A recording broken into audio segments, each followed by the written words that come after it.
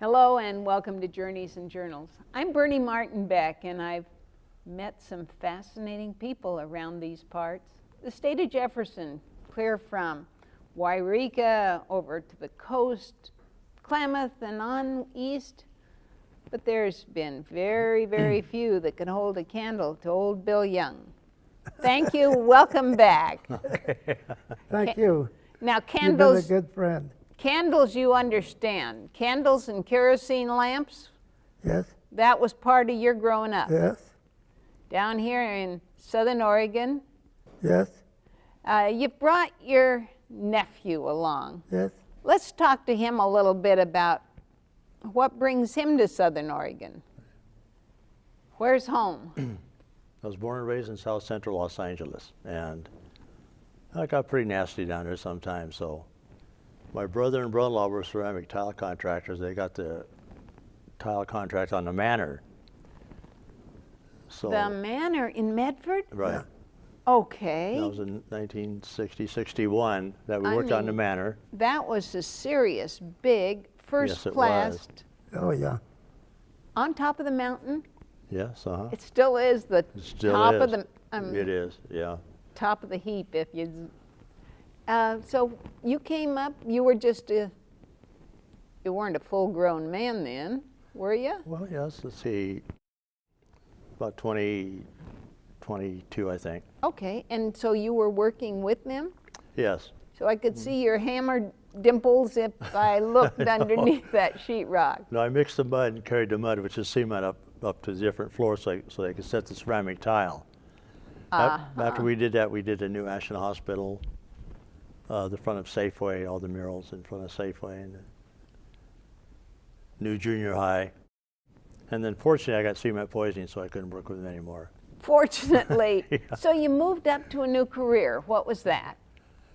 Well, I worked at plywood for about 10 years, and then I, Well, plywood was king around here for a yes, long time, right. wasn't it? Especially in the 60s, Big money. big money and making, yeah, I did. Because they were building, and plywood was the answer to everything. It seemed like yeah. stronger and cheaper. And Yeah. We were building coffins mostly for the Vietnamese War, I think was one of our major contracts. oh, ouch! Yeah. And then I was offered a foreman's job at Boise Cascade. It never seemed to come about.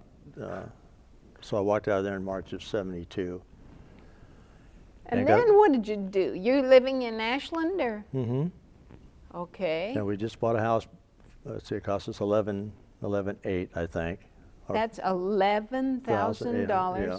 Did it have indoor plumbing, doors and windows? Yeah, no outhouses either, so. A nice house for $11,000. Oh, folks. And then I went to work for the city of Ashland as a temporary employee, Will those things ever last? How many years? 25 and a half. They were going to lay us off in September of '72, and they fired a guy, so I was next in line. So had 10 years on the crew, 5 years as foreman. I guess I call them supervisors now, and then Oh, 10 and a sure. half years as superintendent. Yeah, good career. So Now, what kind of work did you do? street division, we laid storm drains and repaved streets in Ashland. And Well, now, storm drains. Ashland's had some problems with storms. I mean, Right. we watch it on the news, and it says the floods. What do you know about floods in Ashland? well, I don't know.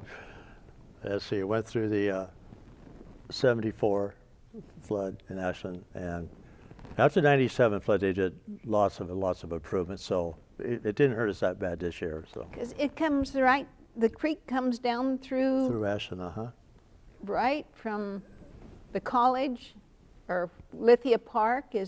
That's all part of the same stream? right. The reservoir is above Lithia Park, And there's just no place for that water to go through town. except the creek, and when the creek overflows, then we're in trouble. Serious trouble. Well, you were mentioning about you went there to help out with the crew, right? And Yes, And when you got there and here came the wall of water. Oh, yeah, yeah. When Brian Almquist wanted me to come down, stop the water from going over the plaza, well, too late. Too late. But we were in 1960, and we had about 9,700 people.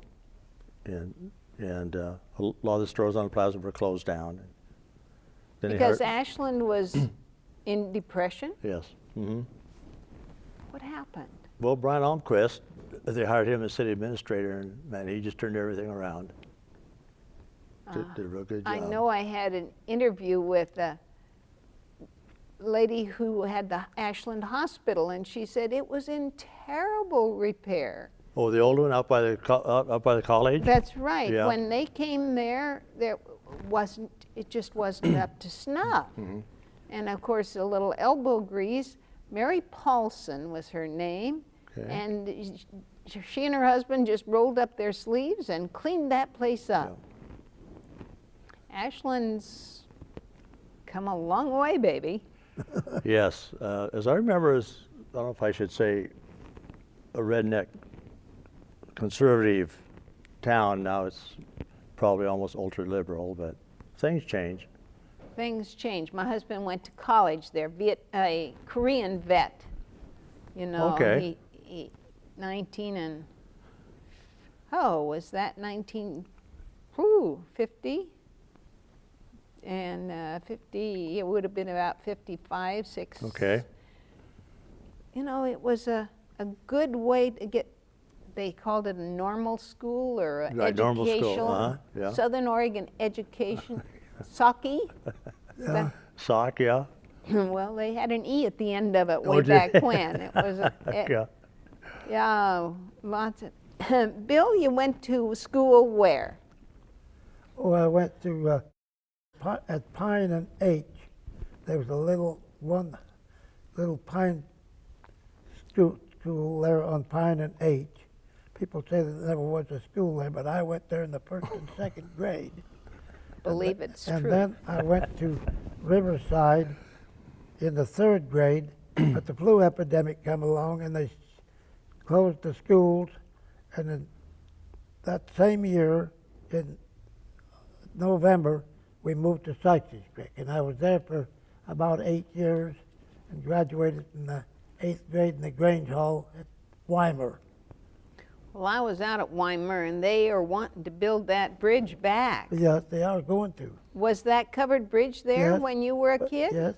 My brother had an old Chevrolet car, and he run into that bridge one night, and the cattle was all bedding in there out of the rain, and wonder he didn't kill a cow. Or it didn't kill him, huh?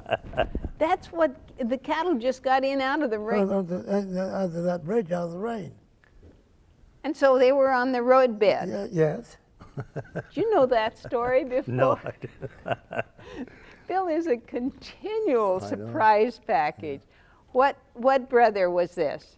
My half brother, his name was Paul Enos, and he worked for the State Highway Department, and he went into the Navy in World War II into North Africa and made the invasion through Sicily into Germany, and he was in the Navy. They used him for ground troops. Oh my. Well, now is this why you were inclined to volunteer for military duty when you were just 15 years old? Well, that was just National Guard. And I learned a lot. but And we got a went- paycheck? Well, about $1.15 as a private. And I finally made sergeant, which was $2.80. And then I went with the National Guard to camp up at Tillamook, Oregon, and that's where the permanent camp is now.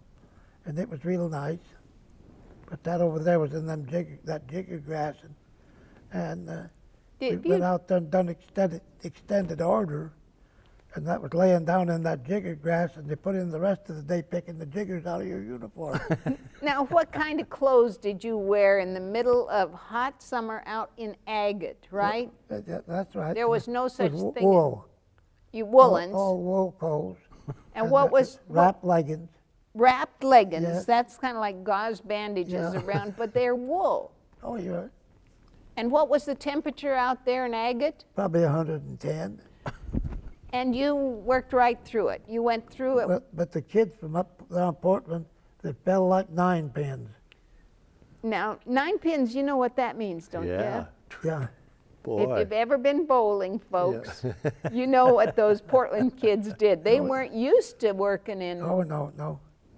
Right in that heat. Well, who And the did? machine guns would set that jigger grass afire, then we'd have to fight the fire in the grass. I didn't know that one either. You learn a lot of things in 90 years. 90, how many? 96. 96 going on 100, and that'll be one. No way. No way. You told me that when you were 89. I probably did. You probably did, yeah. I think I'm smarter now. Oh, I know you are. He'll hit know- 100. You'll hit 100. No, I He hope will. not. Oh, we'll have a parade down 6th Street, Yeah, I'll yeah. tell you. You can see why this guy was a good friend of Deb Potts. And I interviewed Deb's on many occasions. Oh, yeah. Because he'd spin these same kind of stories and you knew they were true. Well, yeah, that old Debs was pretty sharp. And I don't think he ever told me a lie, and I don't think Bill, has he ever told you one that was? I'm sure he didn't. I don't no. lie. No. No. The only thing I have to, if somebody asks me a question that's none of their business, I might say I don't know, but I do. But he's a fighter. I'll Yeah, tell he you, is, this yeah. guy's a fighter. I can't imagine. You want to tell a story about your wife? What was that? Well, somebody wondered, have you heard the story about what a good woman she was? Right. Oh, yeah, she was an angel. And how she embarrassed him out at the box factory, or where they picked the hops, right, Uncle Bill? Oh, yeah. Yeah. How'd she embarrass you? Well, I was pretty wild when we got married.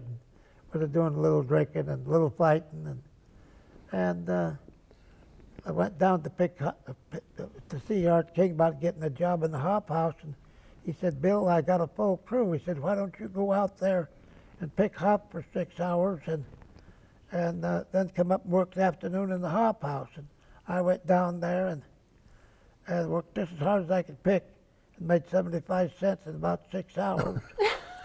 And I went up to the hop house and I said, "Art, I can't make it." And then he said, "Well, just come up here and go to work in here." And my wife was picking hops there, and he says, "Julia, I'm proud of you." And he says, "You took this drunken bastard and made a man out of him, and I'm proud of you." I felt about 3 feet high.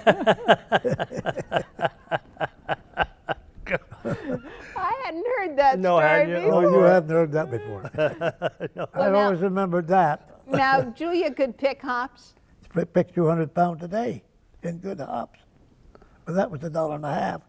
And that's real money. Oh, yeah. Real money.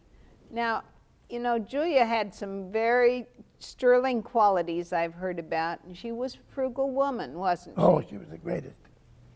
She never, when times was tough, she'd always say, "Don't worry, Bill. Everything's going to be all right."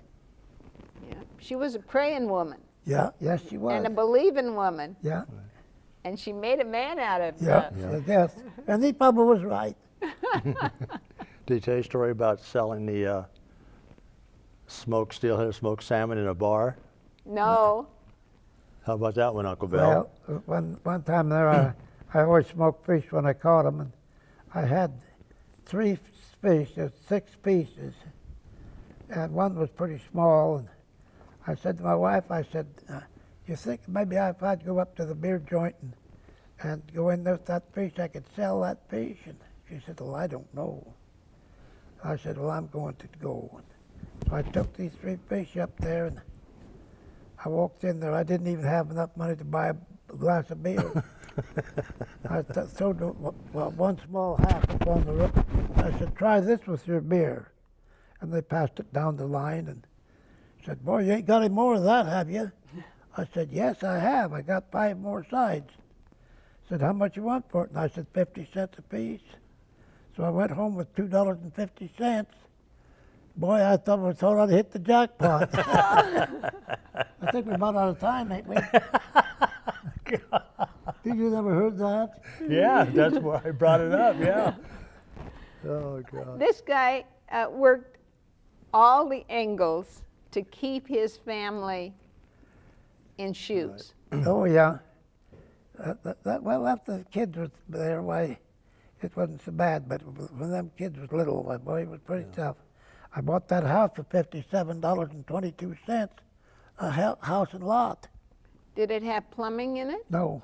Oh, it had the outback, huh? Yeah, well, it didn't, it wasn't level, and it wasn't, the roof was, see the stars through the roof, and it had a hole over in the corner in the front room for the water to run out when it got in the house.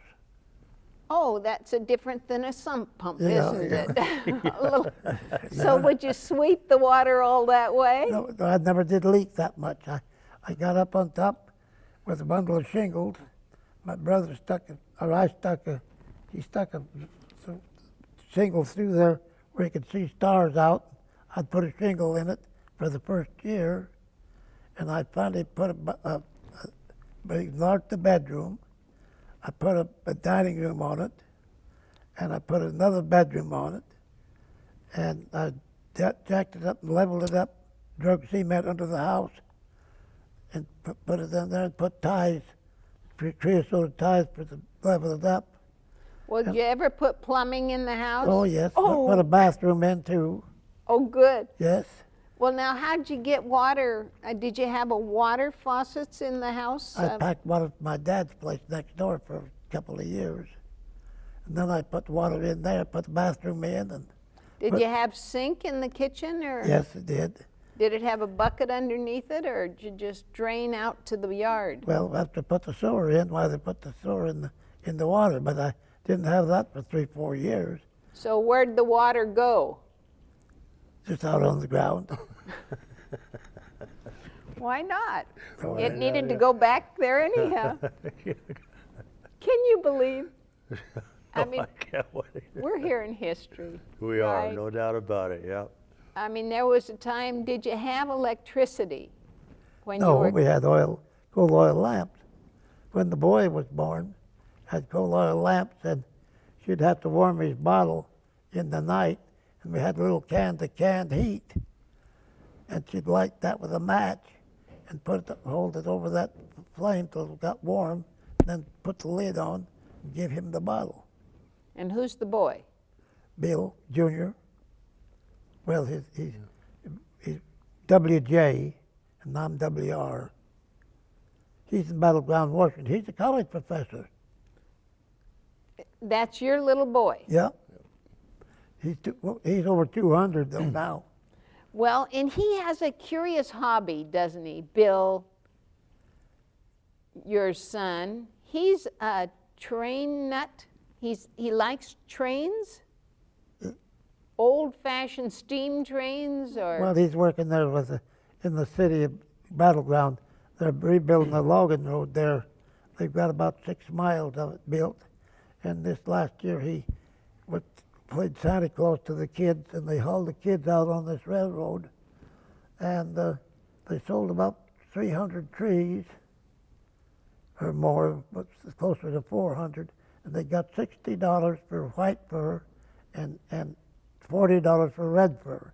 They took in $20,000. Can you believe a tree's worth that? No.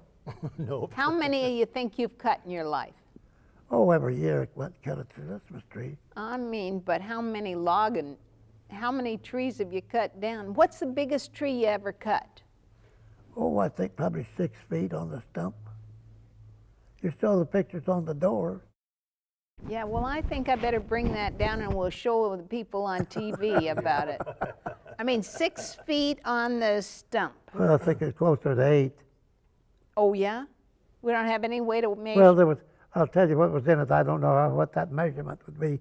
But that one there was was 23,580, and the other one was even 33,000. Okay, now, when you tell me those figures, what does that mean to That's those? how much lumber was in it. How many feet of lumber? They cut one tree into lots of slices. Well, I don't know that answer, but there was 23,580 in that tree, and the other one just had 30,000 in it. Feet of lumber. Feet. But built 3 ordinary houses for the rough lumber. With one tree. Yes. Did they grow big trees around here? I'm told that when you go up to Oregon Caves, it was because of some Mr. Lim. Yeah, Gus Lim. Gus Lim was the logger or he was in charge of making that road up to Oregon. And he said, we'll leave the big trees on the road for everyone to remember what this forest was like. Yeah. But you're in favor of continually renewing the forest, aren't you? Logging is not a negative thing for you. No. Well, there's still lots of timber left here, but the environmentalists and the loggers and the government don't see the same thing. Yeah, so they wait for a fire to burn it down. Yeah. You got one more story about Uncle Bill? One more story about Uncle Bill. Let's see. When you have your next show, have it on a Wednesday instead of a Tuesday, so you can't sabotage me again. No. What about your wife? Did she have stories? Her mother was such a darling. Yeah.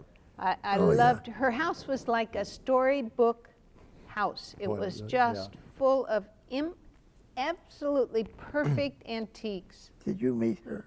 I did. You did, Yeah. didn't you? I met her in her home, in her Yeah. health, and then I met her in the nursing home after her stroke. Oh, did you? You want to tell me a little bit about your mother-in-law? Oh boy. There's so much wonderful things to talk about. She was never here when Jerry was here. Did you ever go down to Hanford? Sure. Several times. She lived in Hanford, California. Yep. But when you knew her, when she'd been the little kid Oh, yeah. out at Sykes Creek, 3 years old when we left. and so she didn't remember the really tough times for no, your no, family. no. But she was orphaned. I mean, your mom died when she was 4. Is that right? Well, I think she died when she was 3. 3, I think, when. So she never knew your mom. No, not really. Marvelous woman, from what I hear. Oh, yeah, she was a great one. She always would never ever squawked about what we didn't have or anything, and she sat and read her Bible. And And raised up she these. said, don't worry, everything's going to be all right. Yeah. And it has been. The first check I got for $100, I went home with it and I said to her, look here, I said, $100 for one payday. She says, what are we going to do with all that money? And I said, I don't have any idea. She said, what would you think if I put some of it in the bank? And I said, well, that'd be a bad idea. So she took $40 of that 100 and put it in the bank, and it's still in there. Okay. That's Julia, your wife. Yeah. Your Yeah. wife of, oh, yeah, I've heard such glowing stories about her. I would love to have met her. It's just a joy that you remember the good times. And the bad. Well, but you don't talk a whole lot about the Oh, bad no. times. No. Well, you just take it as it comes. You heard it. You heard it here. What can you tell us about your Uncle Bill? He don't know anything about me. Did your mother-in-law ever tell you yarns about? She was quite a lady. Yeah. No, we didn't see that much of him. Because she was in California for a long time. But then she moved to Grants Pass. Yeah. And What year was that, Uncle Bill? We had dinner together. Yeah. she just really had, not only the house was a museum piece, but in the garage, Garage, yep. which kind of looked like part of an old barn or something. She had a lot of logging stuff in there too. Incredible. She said, not for sale. Yeah, right. I gave her a lot of that. She finally wanted that old switch engine, or switch, railroad switch where my dad worked at the box factory. They took it out, and she talked to them, and they finally told her she could have it. I went down there and hauled it up to her house and picked up, and Diane took that to California with her. That's the youngest girl. Well, now, because your dad had worked in the box Yeah, factory, she took that switch. and whose box factory was it? And Over Roby. He was actually a Navy man, and he come there. And he lived in the Josephine Hotel, and he run that box factory. now, in case you don't know about box factories and why we don't have them right now, there's one good reason. It's called cardboard. Yeah, right. Right? Yeah. Well, to wrap up my mother-in-law real quick, you hear a lot of jokes about mother-in-laws, Right. but my mother-in-law was a shining star. Beautiful, beautiful lady. So, A lady she was. A lady as she was. roughneck as this guy Yeah. was, Oh, yeah. she came off the other She side. kind of straightened me out. She did. Yes. he was the 8-ball of the family, I think. Yep. Well, you know, we sure have heard the stories about this Yeah, guy. we have. They're wonderful. There's a lot of them you haven't heard. And I'm not telling them. Yeah, Tuesday's my favorite day of the week. Yeah. I said the book out Tuesday with Maury, has he read it? And he said, not only read it, I saw the movie, and I have a title, Tuesdays with my Uncle Bill. So, I sure thank you. Thank you for being with us this Tuesday. Okay, thank you, Bernie. And I You've just been a have- good friend. Thank you, Bill. I sure appreciated knowing you and getting these stories down on film. Tell your family your story. They'll remember it and cherish it. Thanks for being Have we here. been on tape all the time? Yeah. Well, I didn't know that. Well, sure. that's why he was so cheerful, so he thought he was off the air. He put his notes down and we Yeah. just chatted. Yeah. Thanks for tuning in. Bernie Okay, Martin thank you, Beck Bernie. saying bye for now.